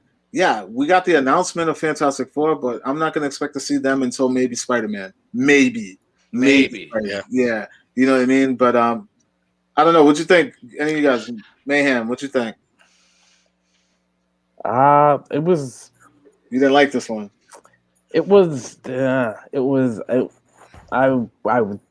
I didn't love it. I didn't love it. It was a good episode. It was another filler episode, I felt. I don't know. We got the origin of Photon in this, man. Yep. This was huge. The Photon thing was cool, but I didn't feel like we got enough of it. Like, did you see her uniform though? It was a proper for a moment compared to comics. She's like, wait a minute. Oh man, nice. Yeah. They snuck it in a way that looked like regular clothes. Yeah. You're like, wait a minute. And disappointing. It was disappointing not seeing like you guys were saying, not seeing the engineer and seeing it was Major Goodnight. I was just like, come on. They played everyone with that one. Yeah. I had my expectations high going in from the last episode, seeing like, oh, we're gonna see who the engineer is, and then seeing that it was just like, okay, and then it wasn't have as much hype. It didn't have as much hype as the last ones that like brought you up that hill of hype, and then it was just kind of just stayed there, like, okay. What about you? Go ahead. The big thing about is the end of the episode when you finally get the Agatha reveal, and that it was Agatha all along. The song at the end with like to the monsters was just great. And then when she's down in the basement and you get the Darkhold, the book on the shelf, and I don't know if everybody knew it was the Darkhold. I didn't really see a lot of people online discussing it. So I want to address that. Yeah, he mentioned something. I am very, very, very in tune with the Darkhold because Agents of S.H.I.E.L.D. is one of my favorite shows, and that, sir, is not the Darkhold. Unless that's Darkhold. Unless they change the design, that is not the Darkhold that they've been pushing through Agents of S.H.I.E.L.D., which we know is canon in some sense, and Agent Coulson and them are coming back for Secret Invasion. So I don't. It's a book from that library for sure in Doctor Strange, but it's not the Darkhold by design. Well, by design. So here is I'm going to push back because I think it is. If you look back, like Avengers number 187, where they had this whole storyline where Scarlet Witch is possessed by the demon Chthon, who came from the Darkhold, and he's the god of chaos magic, which they totally just threw out there at the end of that. Where that's where Agatha said, "You're using chaos magic. You're the Scarlet Witch." Yep. So that, to me, I just think there's just too many coincidences there to have it not be the Darkhold. Yeah. And you're right about the chaos magic, because obviously Agatha's a master at that. And you said in the Avengers, she taught Wanda how to use the chaos magic and brought back Wonder Man, which we all know is who eventually. Yep. Yeah. And that was back in Avengers number 128 with my buddy Englehart that wrote all that stuff. And that. Yeah, when 128 was when Agatha shows up to say, Scarlet Witch, you're reckless, right? You're using your mutant powers and you're dabbling in sorcery. I'm going to teach you how to be a real witch. And then it took them months, and then finally she's like, okay, you're a witch now. And then all of a sudden she could use hex bolts and all that, like probability. They called it probability magic. Yeah, she said that. She dropped it in the a nod to that in the last episode. Yeah. With the missile, she said, was it probability magic? Probability. Did you use your probability hex? Right. Yeah. And she was like, didn't know what she was talking about. Okay. I mean, what's funny about that? Wanda's not the traditional witch. You know what I mean? Yeah. Well, that's the thing. She exudes full chaos. Like it's something that just isn't. It's inherently a part of her that she just doesn't fully understand. Yep. Agatha's been a witch since the 1600s, since the Salem witch trials. She uses runic magic, which you see in Doctor Strange. She doesn't use, the eldritch magic that Doctor Strange does use. She uses a little bit more like connected to the earth. She's a very different kind of witch altogether, and Wanda's just straight chaos. Well, and I think in that episode was where when I say mutants are already here, that's where I kind of think they shouted out that Wanda was an actual mutant. Yeah. When she's, when she did that to the missile, and then we said, "Did you use your probability hex?" And she says, it didn't go off. I'm like, well, I don't know. Maybe you did use your probability hex and shut the missile off, and she didn't realize that she did it. So. To me, that's where I'm like, okay, so she was already had that power when she was little, and then they even went further, and when she got her powers awoken by the Mind Stone, that was when Agatha said, that Mind Stone just prevented your powers from dying on the vine, right? Yeah. It just kind of awoke something that was already there. So that to me was just. They couldn't have plainly said mutants more than that. Yeah, so. I totally agree with that, and I just wish they were a little more clear with that, because only like you picked that up. I'm sure I picked that up. I don't know, any of you guys, Migs, Mayhem, Mackenzie, did you guys pick up on the fact that there was a nod that she could be a mutant? Nah, I didn't see No, any I of that. didn't really realize the nod. The Yeah, only thing I did realize here though When was she was outside of asking her, that. when she was little, if she used some kind of powers, I thought maybe she would have already had something in her, but then it got unlocked once she touched the stone. yeah, I but like thought that the whole time. like Bud said, yeah, she did make a nod to that case that something was unlocked in her, and I picked up on it, but it wasn't clear enough for me to be like, yes, they finally have said mutants are here, and so I didn't pick up on it until the second viewing. yeah, no, You know? me too. I think I've probably watched that episode like 4 times since it's come out. But yeah, no, that 7 was cool, and then we're gonna go We forgot into something though. Hold on. Just let me leave you with this point on 7. There was an audio Easter egg when Monica was going through of Samuel Jackson, Nick Fury, and Brie Larson, Captain Marvel, telling her, only if you learn to glow. Yeah, which happened. She figured out how to glow. There were a lot of nods. Then they called her Captain Trouble. Captain Trouble though was another character overall in the Marvel universe, but I guess they've applied the name to her. Yeah, they used to. That's what Carol used to call her. And yeah, we didn't even talk about that whole dynamic with her and Carol. Like, she is really hating Captain Marvel. Yeah. I mean, she's been gone. I mean, there's a lot of plot hole that needs to be filled with that whole Captain Marvel movie. The fact that she never showed up for like 30 years, and despite everything that was going on, and even when the world crisis happened and the snap happened, she was still nowhere to be found until the very last minute. There's a lot that Marvel needs to clean up with that. I feel like. I don't know how you guys feel, but I feel like... Yeah, I could agree with those points that you made. Yeah, I could definitely agree.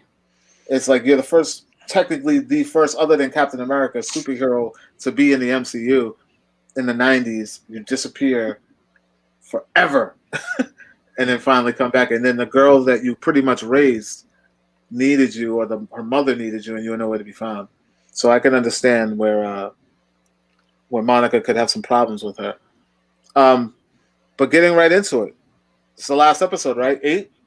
Yeah, it was 8, and what's funny about this one, I'm going to bring it up. Marvel did something different. Oh yeah, we got the classic opening. We knew that we were going to get the Agatha backstory. I knew that. They had to. Once she made her reveal at the end of 7, which I gave my TV a ill standing ovation. Like I didn't know it was coming. Like I jump up like I didn't know it was going to happen. And the Agatha All Along song, which is like number 1 on the charts. For those of you who don't know, it's literally number 1 on iTunes. Really? Yes, it's number 1. It has been for like the last week. It's a hit. That's how many nuts. people are really downloading that song though? Dude, it slaps. Yeah, but how many people were banging the Munsters in their car before that? Like, the other thing is though, how many people really want to walk around going, "And I killed Sparky"? There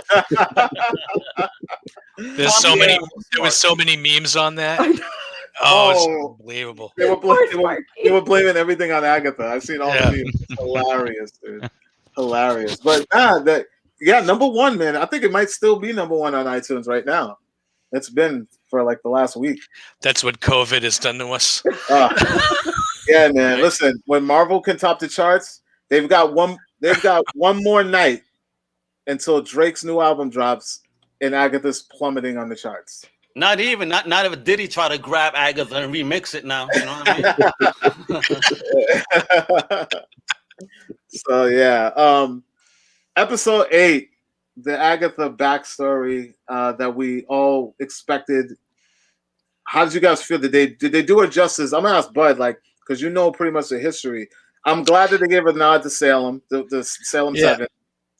So yeah, I mean, if we're going straight comics, I was, as of the end of episode 7, I was like 100% on board with Agatha is there to help Wanda, and she's there as a positive force. Whenever we got that, and I killed Sparky too, I was like, oh man, she's leaning into it. That bitch is evil, right? I was like, I can't believe it, and they just totally got me because I was like, no, Agatha's a good guy, and that they weren't going to change her, but Yeah, I thought in this episode, I didn't think that Agatha really was that evil. She was just trying to, well, I mean, yeah, but really, no. So she's looking for the power, right? She wants to know why Wanda can do what she could do, right? Yeah. I don't think I still don't think she's a bad guy. Yeah. So that's to me, it was Agatha was drawn to Westview like a moth to the flame. So she saw Wanda start doing all this magic stuff and stuff she's not supposed to be able to do. Agatha's there to figure out why, and so loosely, kind of is like her motivation in the comic book was to get Wanda to be able to use her powers in a way that would be helpful. So I think in that aspect, I think that's what she's trying to do, but she's also trying to do that so she could probably take the power for herself, right? We do get the, she got Billy and Tommy on a leash at the end of this episode, and now it's like the big showdown. But there's like I still don't know if at the end Agatha's a villain. Because I think we're going to get there's going to be that ultimate battle with the White Vision coming through, and that's crazy. I don't think that she's a bad guy either. I never thought she was a bad guy. I believe what you believe, but that she just has a sinister way of training, and she wants to learn on her own. So I don't. In the comics, Agatha was always kind of creepy and kind of cryptic anyway. Like when she first debuted in Marvel, she was the Fantastic Four's nanny for Franklin, and she was super creepy with the cat, and the cat would grow and Ebony. And it was just the way they used her, especially in Fantastic Four, was, I mean, she was always such a she made me uncomfortable when she appeared in the comic book, and I didn't know if she was good or bad. And even when she appeared in Avengers to train Scarlet Witch, she was more of like a demanding teacher than a good guy, and she was always kind of more like, almost like the Watcher, right? You see the Watcher and you're like, the Watcher's not a good guy. He's just kind of a plot device. Agatha's always been like a way to drive the plot. So having her be a villain here, it really kind of threw me a little bit, especially because they leaned into it with the whole Sparky thing. They didn't have to do that. Yeah, it was the Sparky thing. It definitely wasn't. It offended. Don't kill dogs. You kill people, kill other characters, but don't you ever kill a dog. Yeah, don't touch the dog. I've seen parents with real leashes on children in malls, so it doesn't bother me. As a child in the 90s, I was totally a leash kid. You were? Oh, man. Is that why you went to New York? Al, you've met me. Come on. I'm still a leash kid. Oh, man. You got so here's a couple questions. So obviously we don't have Agatha's familiar. We don't have Ebony in the show, but we have Senor Scratchy. Nicholas or no? I think it's Nicholas. I don't think. I think we don't have enough time for them to get. Is it just a nod to her son, or is it? Might be. Yeah. It's a nod. I think it's a nod, but I also think that it could be her son that she transformed into a rabbit. Yeah, but I don't think they'll ever tell us that. Yeah, but a rabbit that eats a cicada turned to a bird. Dang. That was cool magic, though. She was performing. Yeah. Yeah. No, that whole scene with Catherine Hahn, like, she stole the show. Like, oh, for sure. We were waiting for her to flex throughout the whole thing, and like, I'm glad they saved it for that moment, because it's going to make the last episode so much better. Yeah, no, she's doing her thing. She's crushing it. Yeah, I don't know. I want to believe it's Nicholas Scratch simply because I have his first appearance. So that's why I want it to be him. But other than that, I do believe it's him, or for a reason. I don't know. What about you, Megs? What do you think? I love this episode, man. I think just like Catherine Hahn, Elizabeth Olsen really got to flex that actor muscle, Absolutely. We saw her whole breakdown, she's had a super tragic life, man. And that final scene, how she exploded the hex and brought Vision into reality, bro. Oh man, that just right there. You know what I'm saying? Finally got to see how it all went down, right? Yeah, man, that was tough. And then we also learned that she didn't steal his body. No. And Mayhem, I want to ask you, because I know you have deep theories about this, the white vision and what you think is going on.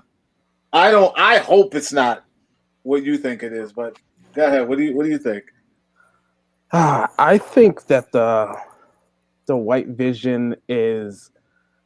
I don't think that it's evil. I think that they, when they put it together, I still remember when they were trying to take the stone out of Vision's head. They said that if you remove the head, it still might be Vision, and there'll still be some of his best parts, the best parts of Vision, as what's his name was saying. I think it was Bruce Banner was saying the best part of Vision would still be left. I think that it's still maybe like the conscience of Vision, and not like completely he's going to be gone. I do think that when we see him, it is going to be he's not going to know who he is. Like, it's just going to be a completely different person. But I believe that conscience of Vision is going to try to probably break through there and keep himself from doing whatever Hayward has plan is, putting Vision into the hex in the first place. We hope that it does not go down Vision Quest by John Byrne, which is, pretty nutty storyline. But it seems like with the White Vision, maybe we get that, and we may get, the Big M. I come down to two things. You have Vision's consciousness without a body in Westview, and you have Vision's body without a consciousness outside the dome. The two of them are going to marry by the end of this episode, and Vision's going to be back alive, and they'll, that's going to be the one happy ending we get in this. So they're going to be the bad one, though. I think everything else goes to shit. I think Tommy and Billy disappear like they never existed in the first like comics. Yeah, for a while. I think I think Wanda breaks further from reality by the end of the show, and is going to leave you wondering what the hell happens next. I think Vision becomes Vision, and that's your happy ending. Your semi-happy ending. So you think that we're going to get a Vision? He's going to come back, and Wanda's going to be so far gone because of the loss of her kids that she will then become the villain. They're going to springboard her into Doctor Strange, and whatever happens over there happens over there. I don't see it being that easy. I feel like in order for her to really, really go to the deep end, she has to lose everything. So I don't see.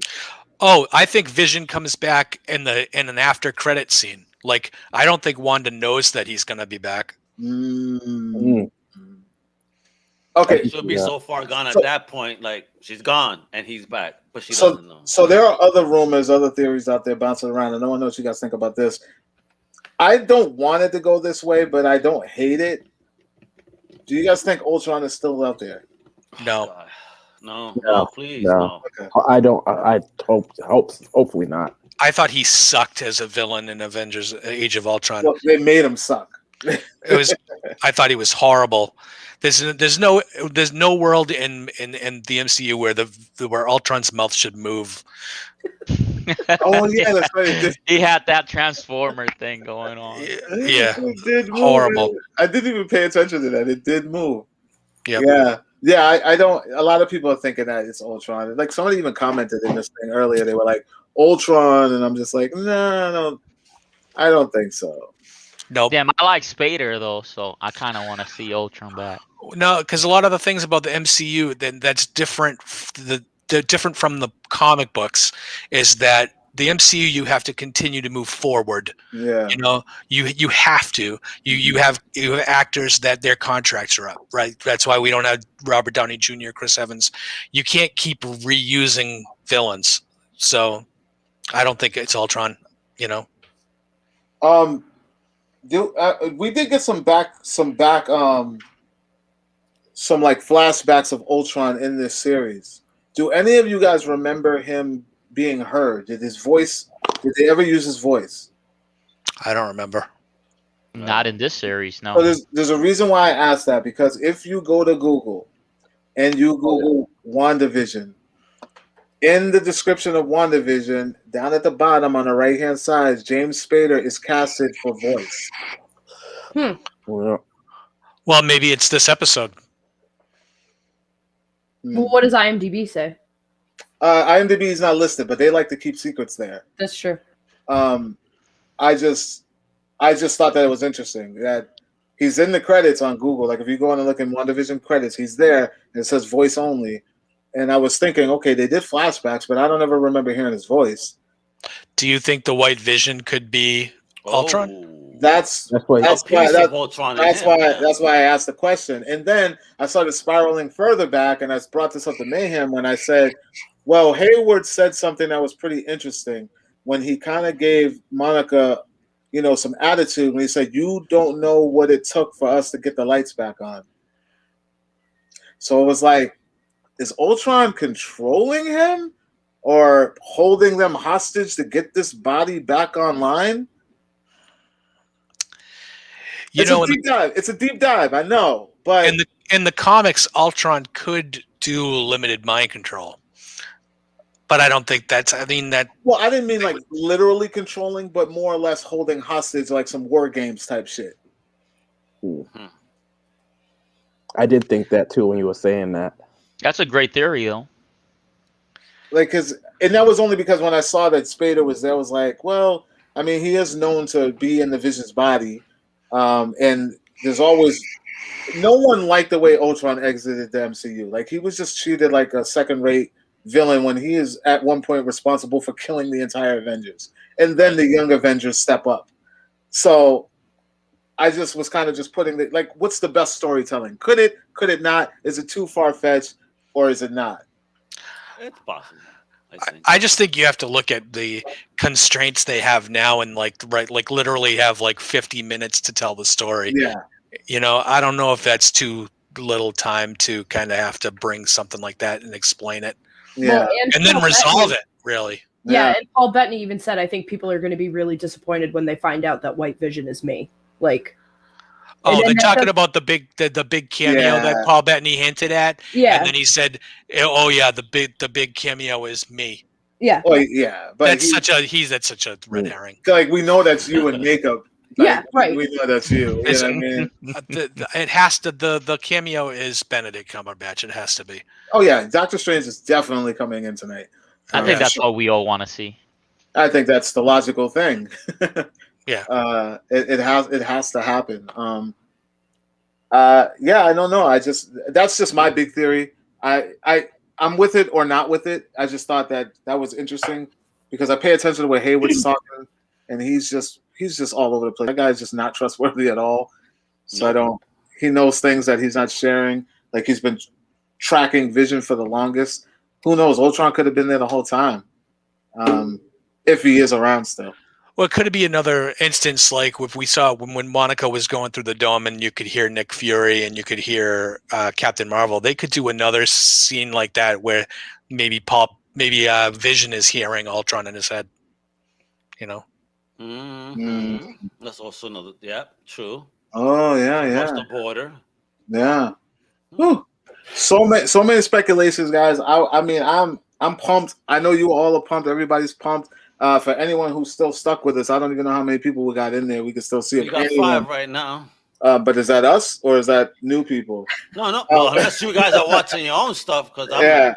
Okay, so I just want to say this real quick. We said we were going to be giving away Disney Plus for free for a whole year, and that is true. It is still going down, and it's not too late. Let's give it till the end of the weekend. You guys can come back, drop comments if you want. All you have to do is drop a comment in there, subscribe to the channel, and just leave a comment so that we can comment back to you and let you know that you have won. And we are giving a lucky person a whole year free of Disney Plus so that you will never miss a single MCU, Star Wars, or any other thing that you enjoy watching for a whole year.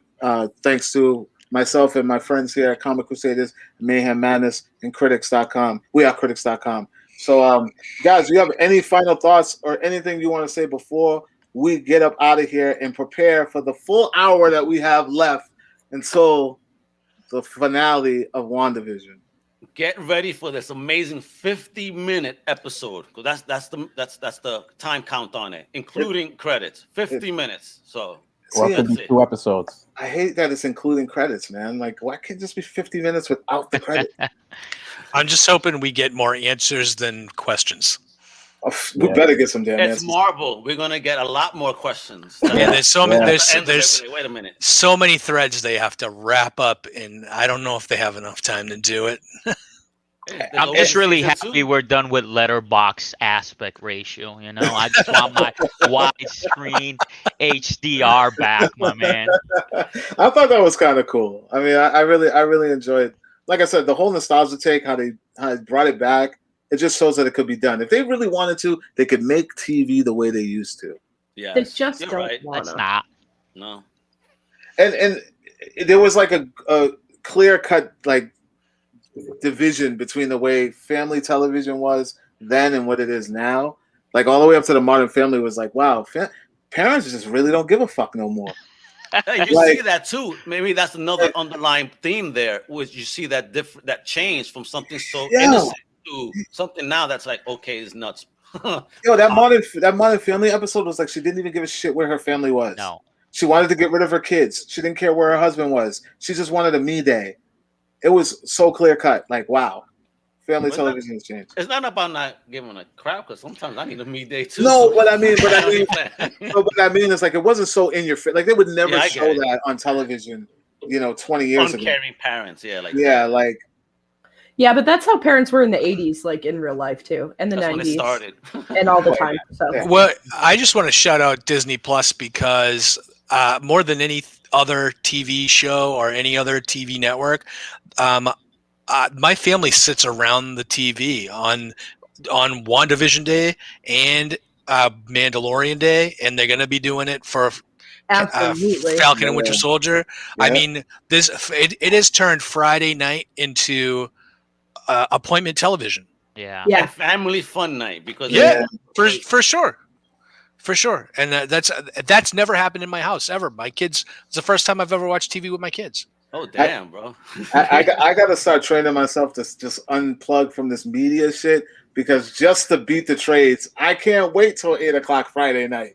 I gotta watch that shit at 3 a.m. Right? So I can talk about it. And I feel bad for Klep, so he's gonna wake him up at 2:45 in the morning. Bro, it's time to watch TV with your dad. I ain't even going to sleep.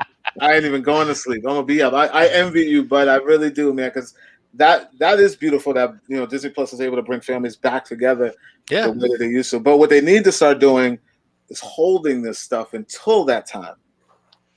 Like instead of dropping it at 3 a.m. on a Friday morning, drop it at 8 p.m. on a Friday night. Oh, so you want like good time slots? Well, because that would make more sense. Because now you're forced to watch it with your family. Well, but here's the problem: Disney owns ABC, and they want you to watch ABC in prime time. Yep. That's where you're getting that. So put it on both. They should. The way FX does it, right? CW FX does a show and drops it on Hulu. CW was doing that. CW was doing that. Mm-hmm. They were doing Stargirl on the streaming network, and then the next night they would drop it on the network. No one's paying to watch those, bro. I'm sorry. Yeah. No one's gonna pay to watch Barry Allen cry in every episode. Thank you. Thank you. Not Barry Allen, but I was paying for Stargirl. It was well worth it. Now, Stargirl is a fun show, but of course that was written by Jeff Johns. But everything that he's going through now, who knows if we'll ever see him write anything again. The new Superman show is not bad. I like it. I was very surprised. I'm not gonna lie. I really like it. I was like, this is not bad. So I'm gonna have to watch this thing. Yeah, it's cool. Yeah, Migs, I think you'll like it. I think you'll enjoy. It got renewed. If you're enjoying this, you may enjoy that. Okay, it has the same family type feel and whatnot. Yeah, it's just a different Superman story that's very feasible. And I mean, I didn't like what they did with the kids. Like, I don't like that there's two, but that's cool. Yeah, what I mean, that's cool. Hey, I thought it was a good Superman twist. Lay it down, kid. Yeah, she got that super womb, man. God. I'm just saying it's true. I've debated that with many people. It's like it's impossible. unless he, she has Krypton necklace. I mean, kryptonite necklace to reduce his bang. You know what I mean? Everybody's getting red here. I'm sorry. I'm always curious about that. Al After Dark. The mega. This is rated mega. But yeah, I want to thank you guys for jumping in, man. It's been fun. We got to do this again. Thank you for having us. Maybe we should try this again more often on the real late tailgate. I don't know if you guys can hang like I can hang, but I'm normally up at this time. Like I said, it's an hour away. I'm gonna go watch episode 8, maybe 7 and 8, and then go right into 9 while I do this. And any last words before we head out? Just a thank you to you, Klep, and the We Are Critics family, and to my fellow comic crusader. Check us out, comiccrusaders.com and undercovercapes.com. Right. Shout yourselves out, Mayhem. Where they can find you? Find me on Facebook. You can find me on Instagram, Mayhem Maddness. Madness with 2 D's, right? Madness with 2 D's. MADD. Double D. Bud, where can they find you, Bud? Well, you catching me on undercovercapes.com on No Prize Podcast, all about Marvel Comics, and I also co-host the Old Timers Comic Book Show with Johnny the Machine Hughes. Megs, anyway, you want to shout anybody out? You want to tell them where they can find you, or what do you want to do? Nah, man, check out Critics, check out Comic Crusaders, man. You know what it is. And they'll be drinking blood tonight. Kenzie, where can they find you? All right, so hey, I'm at Valkyreads, VALKYREADS, and thank you to Critics, to Comic Crusaders, to all you guys. That's it. Thanks for having me, guys. We will definitely be doing this again, and probably at a more suitable time so that everybody could be wide awake and enjoy the talks that we have. I am Klepcx. You guys know where to find me. It is Klepcx on all platforms. Nothing ever changes. No underscores, no dots. Just Klepcx everywhere. And I will talk to you all later. And enjoy WandaVision tonight, the final episode. Peace. Yeah. All right.